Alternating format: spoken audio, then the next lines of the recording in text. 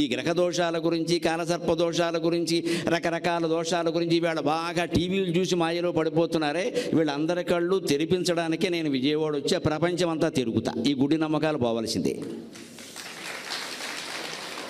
అసలు ఈ కార్యక్రమాల్లో ఎవరైనా వీళ్ళు చెప్పి మిమ్మల్ని భయపెడుతున్నారంటే వెంటనే టీవీ కట్టేయండి.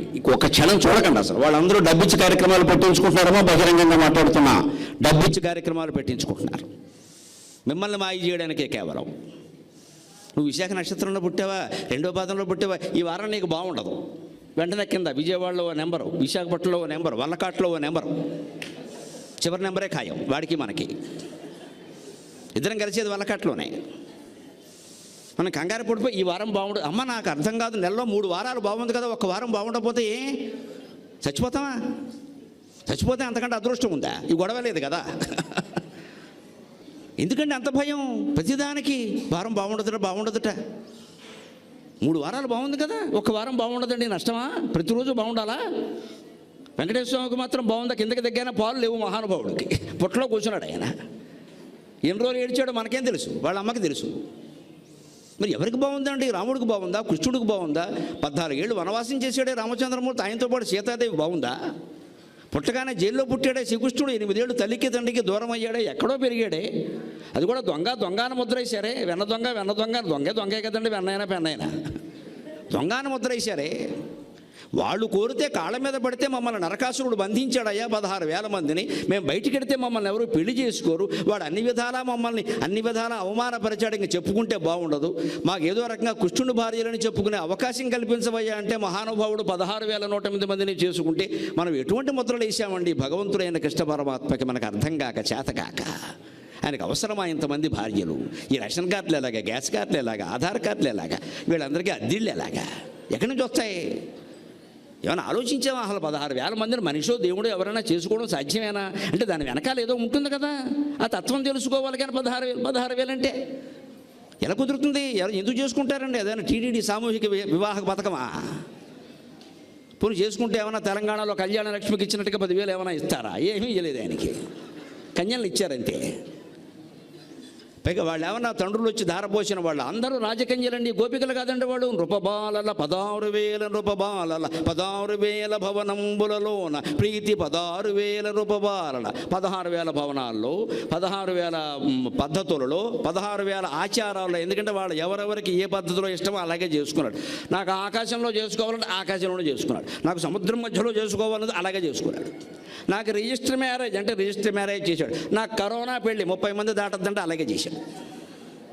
నాకు పెద్ద కళ్యాణ మండపం కావాలి, 10,000 మంది రావాలంటే అలాగే చేశాడు. తర్వాత ఎప్పుడో ఏకాదశి స్కంధంలో ఉద్ధవుడు అడుగుతాడు, స్వామి ఒక్కళ్ళతో సంసారం చేయలేకపోతున్నాం, చచ్చిపోతున్నాం, ఇక్కడ 16,000 మందితో ఎలా చేసేవయ్యా అని అడిగాడు. ఉద్ధవుడికి చెప్తాడు, ఎవరికే చెప్పగే అని. ఉద్ధవుడికి ఒక్కడికే చెప్పాడు. ఉద్ధవుడు నా ఒక్కడికే చెప్పాడు. అందరినీ ప్రేమించుము, ఎవరి యందు ఆసక్తి చూపించకము అన్నాడు. అది Krishna formula. Love everybody, don't show interest on anybody. కాపరాల్లో ఉన్నటువంటి స్త్రీ పురుషులందరూ గుర్తుంచుకోవాలండి. అస్తమాను పెళ్ళాన్ని పట్టుకుని అంత అందమైంది లేదు, నువ్వు లేకపోతే నేను ఉండాలంటే ఆ పెళ్ళాన్ని ఎత్తికి ఎక్కేయడం ఖాయం. వీడికి చాటా చీపురు ఖాయం. లేదు ఈ స్త్రీయే బలహీనరాలు అయిపోయి మీరు లేకపోతే నా బతికేవడం, మీరు లేకపోతే నా బతికేవడం అంటే వాడు వెంటనే 2వ దాన్ని తీసుకురావడం ఖాయమమ్మా, నన్ను మన్నించండి. అనకూడదు, అలాగా అనకూడదు. 2వది వస్తే తోలు ఉడుతుందని చెప్పాలి. ఉండాలి, ఎవరి కాపురం వాళ్ళు కాపాడుకోవాలి. లోకి ఇవ్వద్దు. ఎందుకు ఇవ్వాలి? దాసీలుగా ఉండాల్సిన అవసరం స్త్రీలకి లేదు, పెత్తనం చేయాల్సిన అవసరం పురుషులకి లేదు. నన్ను నువ్వు బాధ పెట్టకుండా కాపురాలు చేయలేమా? ప్రమాదమా ఇది? ఎవరో ఒకరు బాధ పెట్టాలా? కాపురం అంటే పిల్లి ఎలకానా సంసారం అంటే? కనీసం 2 పిల్లుల్లా 2 ఎలకల్లా ఉండలేమా? ఎందుకు బాధ పెట్టాలి? వారిని బాధ పెట్టే మనం ఉండాలా? బాధ పెట్టకుండా, బాధ పడకుండా ఉండలేమా? ఉండొచ్చు. ఈ సూత్రం పాటిస్తే. అందరినీ ప్రేమించుము, ఎవరి యందు ఆసక్తి చూపించకము. Don't show interest on anybody. నువ్వు లేకపోయినా నేను ఉండగలను, కానీ నా కర్తవ్యాలు నేను చేస్తున్నా. ఓవర్ యాక్షన్ చేయకి అనేది అందులో ఉంది. అక్కడ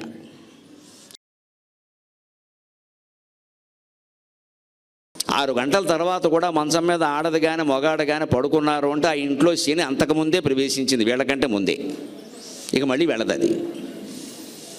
పిల్లలు ఎవరైనా పడుకుంటే వేరే విషయం అండి. 8 ఏళ్ల లోపు పిల్లలు, 80 ఏళ్ళు దాటిన వాళ్ళు పడుకోవచ్చండి. వాళ్ళకి మనం సమయాలు చెప్పొద్దండి. 8 ఏళ్ల లోపు పిల్లలు ఎంతో, 80 ఏళ్ళు దాటిన పెద్దలు కూడా అంతే. 2 బాలురు, 2 వృద్ధుల కింద లెక్క. 80 ఏళ్ళు దాటే పెద్దవాళ్ళు అంటే వాళ్ళని చిన్నపిల్లలను చూసినట్టే చూడాలి. ఇంకేం మన నిబంధనలు వాళ్ళకి చెప్పద్దు. ఇంకా వాళ్ళు ఎలాగో అలా ఉంటారు, ఇంకా సర్దేసుకోవడమే. చిన్నపిల్లలు అంతే. 8 ఏళ్ళు దాటుతున్నాయి అంటే నేర్పాలి ఖచ్చితంగా. ఓ గిల్లైనా లేపాలి వాడిని. ఈ కాలం పిల్లలు ఇంతేనండి అంటే కుదరదండి అక్కడ. పోనీ వాళ్ళ ఉద్యోగాల కారణంగా ఇంటి నుంచి పని చేస్తున్నారు, ఏదో వాళ్ళకి పని 11, 12, 1 గంట కూడా అయిపోతుంది ఒక్కోసారి. అప్పుడైనా పడుకోమనాలి. అప్పుడు కూడా లెక్క 7 గంటలు లెక్క. 7 గంటల తర్వాత మళ్ళీ లేవా. నువ్వు 1 గంట పడుకున్నావు, 8ంటికి లే, 12ంటికి పడుకున్నావు, 7ంటికి లే అని చెప్పాలి. చాలు, అంతకంటే ఇంక పడుకున్నాం కదా అని 10 వరకు పడుకుని 11ంటికి టిఫిన్ చేసి 4 గంటలకు భోజనం చేస్తే వాడు ఆరోగ్యం పాడైపోయింది మొత్తం. అంచేతనే పూర్వాసంధ్యా ప్రవర్తతే. తూర్పు రేఖలు తెల్లవారక ముందే నిద్ర లేవాలి. ముందు 5 గంటలకు లేచే లక్షణం ఉన్నవాడు జీవితంలో అన్ని విజయాలు సాధించగలుగుతాడు. ముందు ఆ లేచే లక్షణం ఒకటి ఉండాలి. అవసరమైతే మళ్ళీ పడుకుందాం, ఏ మధ్యాహ్నం కాసేపు ముందు లేద్దాం. ఉత్తిష్ట నరశార్దూల, మనుషుల్లో పెద్ద పులి లాంటి వాడు అప్పుడు శ్రేష్టతావాచికలుగా వాడేవారు. శార్దూల, సింహ, కుంజర అంటే ఏనుగు. ఈ జంతువులతో పోల్చడం కాదు. కావ్యంలో ఎందుకు వాడతారు అంటే కవి కుంజర, నరశార్దూల, నరసింహ ఇలాంటి వాటల ఉద్దేశం ఏంటంటే జంతువుల్లో సింహం ఎలా ఉందో పరాక్రమంగా సొంతంగా నువ్వు అలా ఉండాలి. జంతువుల్లో పులి ఎలా ఉందో అది అవసరమైతే ఎవడైనా భయపడుతుంది, కానీ అది భయపడుతుంది, అలాగే ఉండాలి. ఉత్తిష్ట నరశార్దూల. కర్తవ్యం దైవమాన్నికం, దైవీయమైన కర్తవ్యాన్ని దైవ ప్రార్థనతో నిద్ర లేవడంతో పాటుగా సంధ్యావందనాది కృత్యాలు, నిత్య పూజ, ధూపదీపారాధన చేయడంతో పాటుగా జీవితంలో కర్తవ్యాలు ఆ రోజు ఏం ఉన్నాయో అవి చేయడం కోసం నిద్ర లేవయ్యా అన్నారు. బడున్నా లేకపోయినా, ఉద్యోగానికి వెళ్ళినా వెళ్ళకపోయినా, వ్యాపారానికి వెళ్ళినా వెళ్ళకపోయినా, రిటైర్ అయినా కాకపోయినా కర్తవ్యాలు ఉంటాయండి. లేవా? రిటైర్ అయ్యాం కదా అని కాలకృత్యాలు మానేసామా? ఉద్యోగం లేదు కదా అని భోజనం తినడం, అన్నం తినడం మానేసామా? అంతే కదండి. అప్పుల్లో ఉన్నాం కదా అని సంసారం చేయడం మానేసామా? మానలేదే. మరి అటువంటిప్పుడు ఇవి ఉంటాయి. అంచేది ఏ స్థితిలో ఉన్నా మనిషికి కొన్ని కర్తవ్యాలు ఉంటాయి. ఆ కర్తవ్యం చేయడమే మన ఉద్దేశ్యం. అంటే మీకు సరిగ్గా విష్ణువాలయంలోకి వెళ్ళినప్పుడు, ప్రధానంగా రామాలయంలోకి వెళ్ళినప్పుడు మీరు గమనించండి, ఆంజనేయ స్వామిని గమనించండి. కరుత్మంతుడు బదులు ఆంజనేయ స్వామి ఉంటాడు రామాలయంలో. కృష్ణాలయంలోనో వెంకటేశ్వర స్వామి ఆలయం అంటే గరుడ స్వామి ఉంటాడు. సరే, ఆంజనేయ స్వామి ఎలా ఉంటాడండి? ఇలా ఉంటాడు. మనం దండం పెట్టకముందే ఆయన పెట్టేస్తాడు. నాకు ఒక్కోసారి రామాలయానికి వెళ్ళినప్పుడు సిగ్గుగా ఉంటుంది. మనం ఆంజనేయ స్వామికి దండం పెడితే మనకంట ముందే పెట్టేసి ఉన్నాడు. ఇది ఏమిట్రా బాబు, మనకంట ముందు పెట్టేస్తున్నాడు అన్న అని ఎప్పుడో ఒకసారి అనిపించి, చేయెత్తి మ్రొక్కకుండగనే చేతులు జోడించునట్టి వేల్పువు నీవే ఎక్కడో పద్యం చెప్పాను నేను. మేము ఇంకా నీకు నమస్కారం చేయకుండానే మాకు నమస్కారం చేస్తున్నావయ్యా. మోచేతి మీద దాటితివి ఆ చారిత్రక పయోధిని అంజని తనయా. మోచేతి మీద దాటితివి ఆ చారిత్రక పయోధిని అంజని తనయ. ఇటువంటి వాడివి కాబట్టి మేము దండం పెట్టకుండానే నువ్వు దండం పెట్టేస్తున్నావు, భక్తులు కదా అని. రామభక్తులు అంటే ఆయనకి రాముడితో సమానం. అందుకని మేము పెట్టకుండానే నువ్వు పెట్టేస్తున్నావయ్యా, నీకు తర్వాత మేము పెట్టాలో పెట్టకూడదో అర్థం కావట్లేదు. అటువంటి వాడివి కాబట్టి మోచేతి మీద దాటితివి ఆ చారిత్రక పయోధిని. అంత చరిత్ర కలిగినటువంటి పయోధిని, దక్షిణ సాగరాన్ని నీ మోచేతి మీద ఒక్కసారి ఎలా అని దూకి పారేసేవయ్యా. ఏమి సాహసం, ఏమి సాహసం. అటువంటి జీవితం నుంచి, హనుమంతుడి జీవితం నుంచి మనం ఏం నేర్చుకోవాలంటే 2 మాటలండి: కర్తవ్యం, స్మర్తవ్యం. హనుమంతుడు సుందరకాండలో ప్రవేశించిన మొదలు యుద్ధకాండలో కానీ, తర్వాత ఉత్తరకాండలో కానీ మీరు ఎక్కడైనా గమనించండి, ఆయన పాత్ర చెప్పిన పనే చేస్తాడు, అనవసరంగా వేలెట్టాడు. అది కూడా చెబితేనే చేస్తాడు, చెబితేనే చేస్తాడు. చాలామందికి ఒక అనుమానం వస్తుంది రామాయణం చదువుతూ ఉన్నప్పుడు. కాస్త సూక్ష్మ దృష్టితో చదివితే తప్పకుండా వస్తుంది. ఊరికే పారాయణ కోసం, పిల్లల కోసం, మనవడి కోసం చదివితే రాదు. అది జరగదు, ఇది జరగదు. గ్రంథాలు ఎప్పుడు జ్ఞానం కోసం చదవాలి, ఫలితం కోసం కాదు. సుగ్రీవుడికి మంత్రి కదా హనుమంతుడు. సముద్రాన్ని ఒక్క దూకులో దూకేసినవాడు కదా. అక్కడ కుంభుణ్ణి, నికుంభుణ్ణి సహా మహారాక్షసులందరినీ సంహరించినవాడు కదా. ఇటువంటి మంత్రిని దగ్గర పెట్టుకుని సుగ్రీవుడు ఎందుకండి అన్నేళ్ళు దౌర్భాగ్య దశలో ఉన్నాడు? రామచంద్రమూర్తి రావాల్సిన పని ఇప్పుడు హనుమంతుడు లేడా? ఈ పాటి వాలిన హనుమంతుడు చంపలేడా? ఇక రాముడికి కష్టమవుతుంది. ఈయన నరుడు, ఆయన వానరుడు. ఈయన వానరుడే కదా, అదే జాతి కదా. కీలకాలన్నీ తెలుస్తాయి కదా, ఆయువు పట్లు. ఒక్క నొక్కు నొక్కితే వాలి పోడండి. వాలి హనుమంతుడి కంటే బలవంతుడు కాదమ్మా. మనోజవం మారుతతుల్య వేగం జితేంద్రియం బుద్ధిమతాం వరిష్టం. హనుమంతుడి కంటే బలవంతుడు అంతకు ముందు, ఆ తర్వాత కూడా దొరకడం మనకు కష్టం. అటువంటి వాడు వాళ్ళని చంపడం పెద్ద సమస్య కదా. కానీ ఎందుకు చేయలేపాడో తెలుసా? ఈ సుగ్రీవుని యొక్క అహంకారం అందుకు అడ్డమైంది, వాడి కర్మ అలా కాలింది. ఆంజనేయునికి ఒక శాపం ఏమిటి అంటే, ఆ ఋషి శాపానికి ఆయన కట్టుబడి ఉన్న తత్వం, ఆయన గురించి ఎవరైనా ఆయన బలాన్ని ఆయనకు వర్ణించి చెబితే తప్ప ఆయనకి అది స్ఫురించదు. ఎందుకు అంటే రామాయణం ఉత్తరాఖండలో ఉంటుంది మధురమైన భావన. విచిత్రంగా ఈయన చిన్నప్పుడే చాలా అలర చేసేవాడు. అక్కడ ఋషులు చాలామంది ఉన్నారు, వాళ్ళ ఇంట్లోకి వెళ్ళడం, ఆ కొండలన్నీ బగల కొట్టేయడం, ఆ గడ్డి అంతా పీకేయడం. అసలే వాళ్ళు పూరిపాకరు, ఆ గడ్డి పీకేస్తే ఏమైపోతారు? వాళ్ళు పెంచుకున్న పాదులు, ఏ తోటకూర గోంగూర అంతకంటే అవన్నీ రాగేయడం, శుభ్రంగా తినేయడం, కోతి కదా.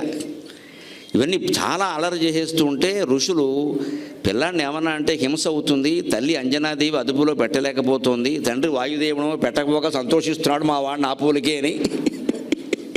ఒక్కో తండ్రి అలాగే ఉంటాడు, పెట్టకపోక సంతోషిస్తాడు మా వాడిని ఆపులకే అని సంతోషిస్తున్నాడు. ఇలా కాదు ఇది అని హనుమంతునికి ఎవరైనా ప్రత్యేకించి గుర్తు చేస్తే తప్ప ఆయన బలం గుర్తు రాకుండానుగాక అని రామాయణం ఉత్తరాఖండలో ఋషులు శాప పెడతారు. మతంగ మహర్షి చెప్పిన మాట ఇది. అది హనుమంతుడికి తెలియదు ఆ విషయం, కానీ అది అమలు జరుగుతుంది. నీకు తెలవాల్సిన పనే లేదు, ఇక్కడ అమలు జరుగుతుంది, జరిగింది. అందువల్ల జరుగుతుందని కూడా హనుమంతుడిది. కానీ ఎప్పుడూ హనుమంతుడికి తన బలం దానికి గుర్తురాలేదు. సుగ్రీవుడు నిజానికి హనుమంతుడి బలం తెలిసిన వాడు, గుర్తు చేయొచ్చు కదా. ఇక్కడే అహంకారం అండి. రాజు అయిన వాడు ఎప్పుడూ తన కింద ఉన్నవాడు, యజమాని అయిన వాడు తన కింద ఉన్నవాడు ఎంత గొప్పవాడైనా వాడి బలాన్ని వాడి సామర్థ్యాన్ని అంగీకరించడం. ఇగో అంటారు దీని అహంకారం. ఓ పెద్ద యజమాని దగ్గర ఓ మామూలు ఆఫీసర్ అధికారి పనిచేస్తున్నాడు అనుకోండి, బయట వచ్చిన వాళ్ళు ఎవరైనా మీ దగ్గర ఫలానా సెక్రటరీ ఉన్నారు కదండి, ఆయన చాలా గొప్పవారండి, నిజంగా మీ సంస్థ నిలబడిందంటే ఆయన వెళ్ళంటే అని ముచ్చుమొహం పెట్టేస్తాడు, అంగీకరించడు. ఎందుకంటే వీడు అంగీకరిస్తే వాడు పెద్దవాడు అయిపోతాడేమో, ఈ సంస్థ లాగేస్తాడేమో అని బెంగవాడికి. సరిగ్గా ఇదే ముచ్చుమోహం, అసలే కోతి కదా ముచ్చుమోహం చెప్పేదేముంది, ఇంకా సుగ్రీవుడు అదే మొహం పెట్టాడు. హనుమంతుడు గొప్పవాడంటే ఆయనకి ఇష్టం ఉండదు. అందుకే ఎవరు చెప్పినా వినలేదు. హనుమంతుడి మొహం మీద ఎప్పుడు నువ్వు ఇంత గొప్పవాడివి కదా అనలేదు. నిజంగా గొప్పవాడివి కదా అని నిష్కల్మషంగా సుగ్రీవుడు అంగీకరించి ఉంటే ఒక్క దూకి వాళ్ళని లేపేసేవాడు ఓవర్ నైట్. ఒక్క లేపకి అయిపోతాడు, రాముడు రావాల్సిన పని లేదు. కానీ చారిత్రకంగా ఏది ఎవరి వల్ల జరగాలో వారి వల్ల జరగాలి. కానీ కొన్ని ఎందువల్ల జరగవు అంటే మన అహంకారాలు అర్థం వచ్చేస్తున్నాయి ఇక్కడ. ఇదే అందుకే ఆ కారణంగానే హనుమంతుడు ప్రత్యేకించి ఆయన గుర్తు రాదు. కాబట్టి ఆపదలో ఎవరన్నా ఉన్నా రక్షించాలన్నా ఏదైనా ఉపాయం చెప్పాలన్నా ఏదో వాళ్ళ కర్మ వాళ్ళు అనుభవిస్తున్నారన్నట్టుగా ఉండదు, కానీ చెప్తే కానీ చేసేవాడు కాదు. సరిగ్గా సముద్రం దూకేటువంటి సందర్భంలో కూడా వీరవ ఆనరలోకస్య సర్వశాస్త్ర విశారద తూష్ణీం ఏకాంతవాసీత్వం అని జాంబవంతుడు వచ్చి గుర్తు చేశాడు. వీరవ వానరలోకస్య సర్వశాస్త్ర విశారద. వానరలోకంలోనే అంత వీరుడే లేడు కదయ్యా, సర్వశాస్త్రాలు తెలిసిన వాడేవి కదా. ఎండకు ఎదురుగా నిలిచిన అతండు ఘనుడు అని కంకంటి పాపరాజు గారు చెప్పినట్టుగా సూర్యుడి దగ్గర ఎండకు ఎదురుగా నిలబడిన నవవ్యాకరణాలు నేర్చుకున్నావు కదా, నీకంటే గొప్పవాడు ఎవరయ్యా? అందుకని ఇంతమంది ఇక్కడ సముద్ర లంఘనం గురించి మాట్లాడుకుంటుంటే తూష్ణీం కిం నభాషసే అలా మౌనంగా ఉంటాయా మాట్లాడుకున్నట్టు. ఓహో నేనంత బలవంతున్నా, వానరలోకంలో నేను ఒక్కడే వీరున్నా, తాత నువ్వు చెబితే కానీ నాకు తెలవలేదని లేచి ఇప్పుడు ఏం చేయమంటావు చెప్పమన్నాడు. దూకాలంటే దూకి పారేశాడు. అంతవరకు ఏం చేశాడు ఆయన? రామ్ రామ్ రామ్ రామ్ రామ్ రామ్ ఓ బండ మీద కూర్చొని రామస్మరణ చేసుకుంటూ ఉన్నాడు. మనకి హనుమంతుడి నుంచి గ్రహించవలసిన విషయాల్లో ఈ రెండు ఉన్నాయి, కర్తవ్యం స్మర్తవ్యం. జీవితాల్లో హనుమంతుడులాగే మనం ఉండాలి. నీ కర్తవ్యం ఏదో నువ్వు చేయి. ఆడదానవేనా, మగాడవేనా, తండ్రివేనా, తల్లివేనా, పిల్లాడవేనా, ఏదైనా సరే నీ కర్తవ్యం నువ్వు చెయ్యి, అంతకు మించి చెయ్యొద్దు. కలియుగంలో చాలా ప్రమాదం ఇది. మనం అందరం ఓవరాక్షన్లు చేస్తున్నాం. అసలు కర్తవ్యం చెయ్యం కూడా. చేయవలసిన పని చేయకపోవడం మనది ఒక దోషం, చెయ్యకూడని పనిలో వేలెట్టడం రెండో దోషం. వేదం ప్రకారం ఈ రెండు ఉంటాయి. విద్యుక్తాన్ని చేయకపోవడం ఒకటి, నిషేధాన్ని చేయడం ఒకటి. ఇవి తినరా అంటే ఇవి తినడు, తినకూడదే తింటాడు, పైగా ఏమవుతుందిలే అంటాడు. రెండు తప్పులు వచ్చాయి అక్కడ. నువ్వు చేయవలసింది చేయకపోతే వేరే విషయం, పోనీ నీకు ఓపిక లేదనుకుంటా, చేయకూడదు చేస్తున్నావు. రెండు తప్పులే కదా. హనుమంతుడు రెండు చేయలేదు, చేయవలసింది మానలేదు, చేయకూడదు చేయలేదు. అందుకే హనుమంతుడు అంత గొప్పవాడయ్యాడు. మనం గ్రహించవలసిన విషయం అది. అందుకని కర్తవ్యం దైవమాన్నికం అన్నారు. ఉత్తిష్టోత్తిష్ట గోవింద ఉత్తిష్ట గరుడధ్వజ ఉత్తిష్ట కమలాకాంత త్రైలోక్యం మంగళం కురు. ఇక్కడి నుంచి అన్నన స్వామి గారి శ్లోకాలు. ఉత్తిష్టం ఉత్తిష్ట గోవింద. వెంకటేశ్వర స్వామికి రచించినటువంటి సుప్రభాతంలో గోవింద శబ్దం వాడారు. వెంకటేశ్వర స్వామి గోవుల్ని కాయలేదు, కృష్ణావతారంలో కాశాడు.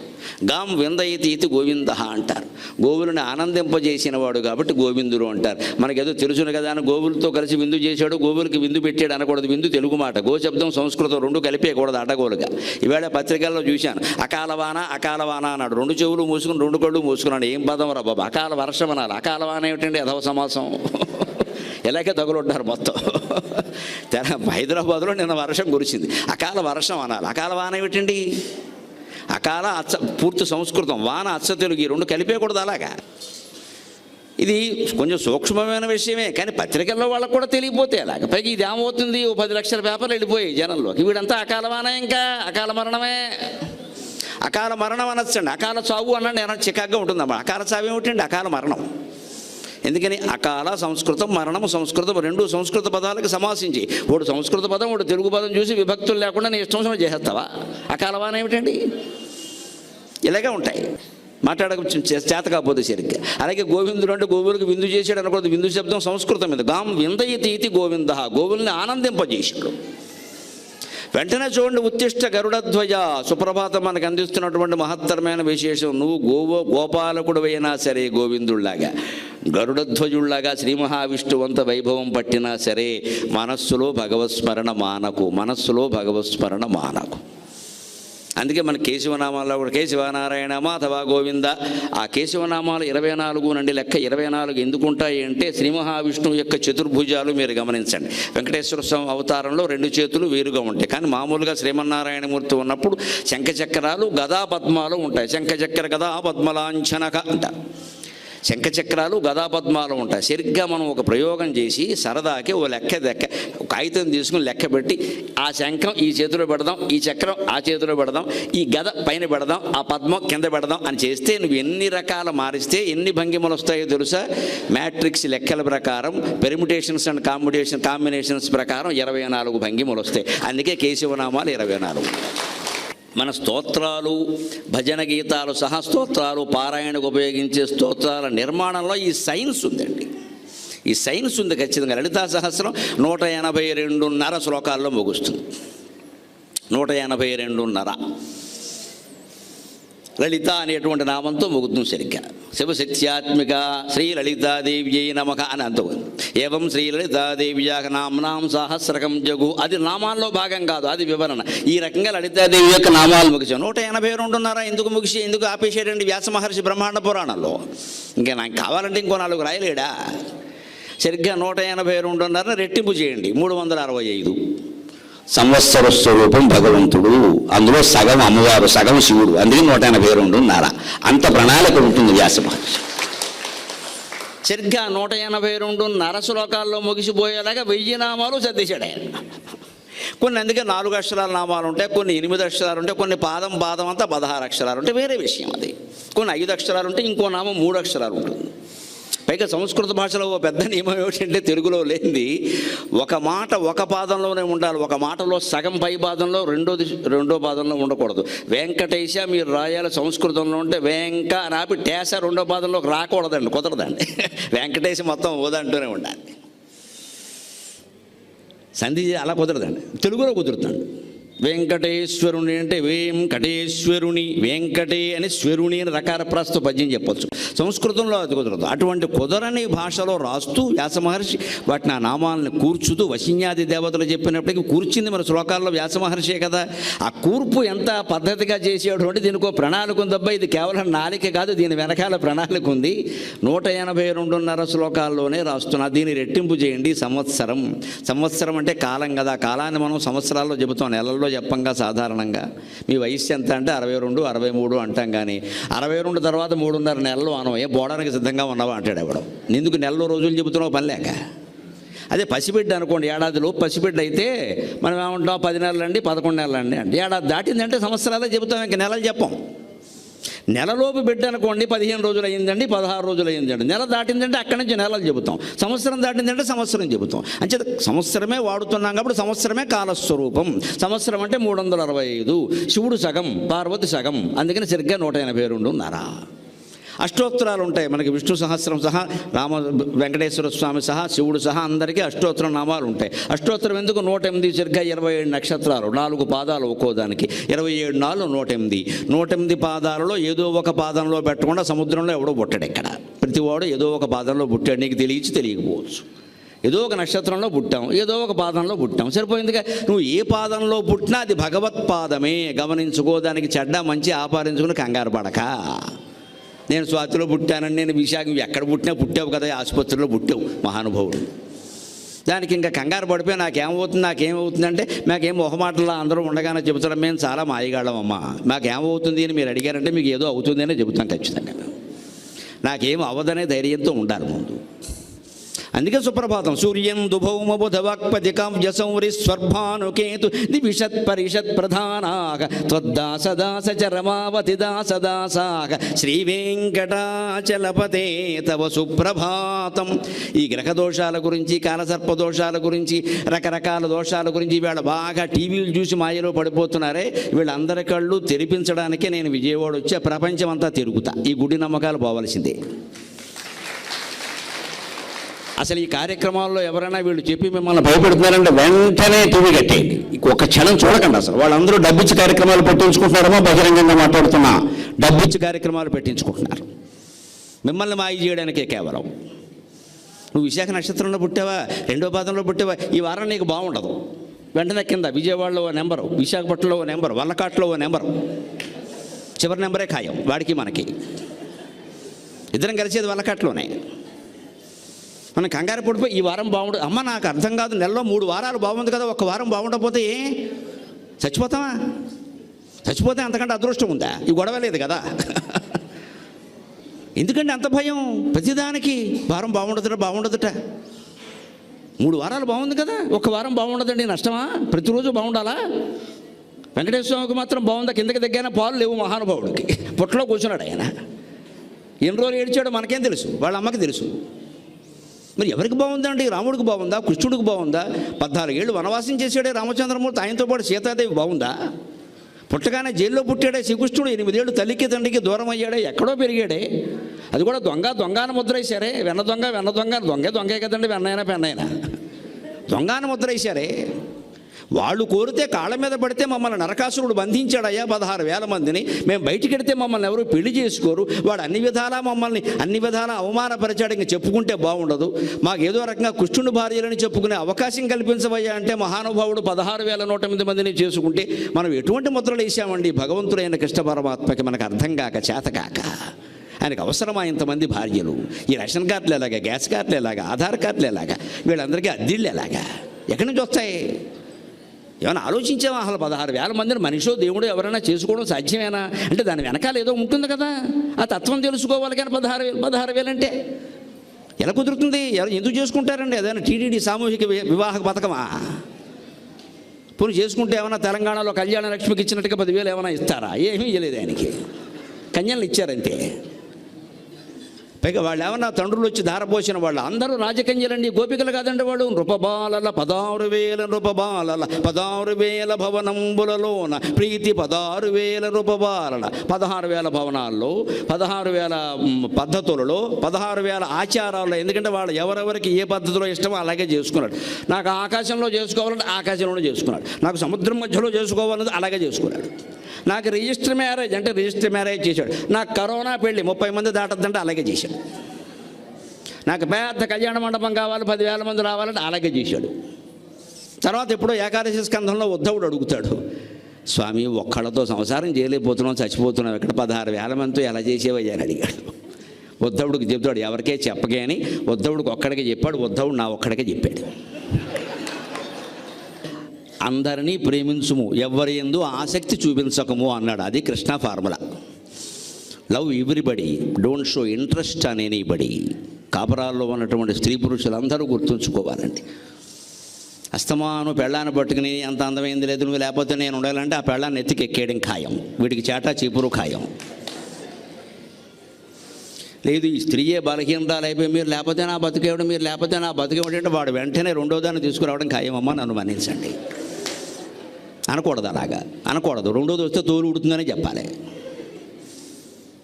ఉండాలి. ఎవరి కాపురం వాళ్ళు కాపాడుకోవాలి. లోకి ఇవ్వద్దు. ఎందుకు ఇవ్వాలి? దాసీలుగా ఉండాల్సిన అవసరం స్త్రీలకి లేదు, పెత్తనం చేయాల్సిన అవసరం పురుషులకి లేదు. నన్ను నువ్వు బాధ పెట్టకుండా కాపురాలు చేయలేమా? ప్రమాదమా ఇది? ఎవరో ఒకరు బాధ పెట్టాలా? కాపురం అంటే పిల్లి ఎలకనా సంసారం అంటే? కనీసం 2 పిల్లుల్లా 2 ఎలకల్లా ఉండలేమా?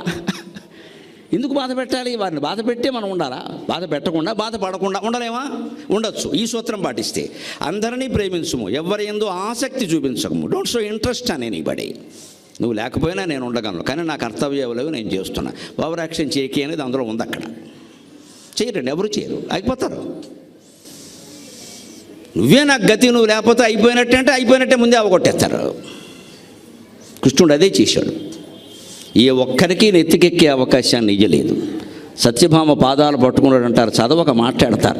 ఆయన పాదాలు పట్టుకున్నది లేనిది 1 నిమిషం మాట ఆయనేం పట్టుకోవాలి, ఊరికి వంగాడు. అలాగా అక్కడి నుంచి నంది తిమ్మన్న గారు పెద్ద పద్యం రాశాడు, అంతకంటే ఏం లేదు. అదో సరదా. సినిమాలో ఆ సీన్ బాగుంటుంది. పోనీ అలాగే ఆ తల ఉంచాడని అనుకుంది. తర్వాత సత్యభామ గతి ఆమె ఏంటంటే రుక్మిణీదేవి కాళ్ళు పట్టించాడు. వెళ్ళి మా బాగా చెప్పాడు గుణపాఠం. అయిందా? మొగుడు తననేందుకు కాదు, తోడుకోవడం దెప్పినందుకు ఏడిచిందని సామెత. మొగుడు తననేందుకు కాదుట, మొగుడు కొట్టినందుకు కాదుట, తోడుకోవడం దెప్పినందుకు ఏడిచిందిరా. మొగుడు కొట్టినా సరే ఆ మొగుడు కొడతాడులే అనేవారు పూర్వం, పెద్ద పట్టించుకునేవాడు కాదు. తోడుకోవడం వచ్చి చెప్తే నీకే అని పెద్దలు తగద పెట్టేవారు. అలాగా ఈ సత్యభామకి చెప్పిన గుణపాఠం ఏమిటంటే, స్వామి మళ్ళీ జీవితంలో ఏ ఆడది ఏ మొగుడిని అలా వేపుకు తినకుండా రుక్మిణీదేవి కాళ్ళు పట్టించాడు. వెళ్ళి భర్తృ దానవ్రతం అని పెట్టించాడు. పనిగట్టుకుని అక్కడి నుంచి దానం ఇచ్చేయమన్నాడు. అక్కడి నుంచి బరువు మొత్తం హిమాలయ పర్వతం కంటే పెద్ద బరువే కూర్చున్నాడు. ఈయన లేవలేదు. ఆవిడ మొత్తం బంగారం అంతా వేసిన లేవలేదు పైకి. చివరికి ఏం చేయాలంటే నాకేం తెలుసు మరి రుక్మిణీదేవిని అడగమన్నాడు. రుక్మిణీదేవిని అడగడం ఏంటి? సవతి కాళ్ళు పట్టుకోవడం కంటే అవమానం వేరే ఏదైనా ఉందా? భర్త కాళ్ళు పట్టుకున్నా పర్వాలేదు, పారసేవ చేసినా పర్వాలేదు, కానీ సవతి కాళ్ళు పట్టుకోవడం ఏంటండి? కర్మ వచ్చింది, ఆవిడ పట్టుకుంది.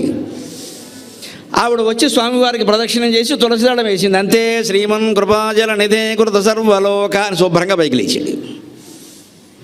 ఈ మాయ ఎందుకు చేశాడు ఈ పెద్ద మనిషి?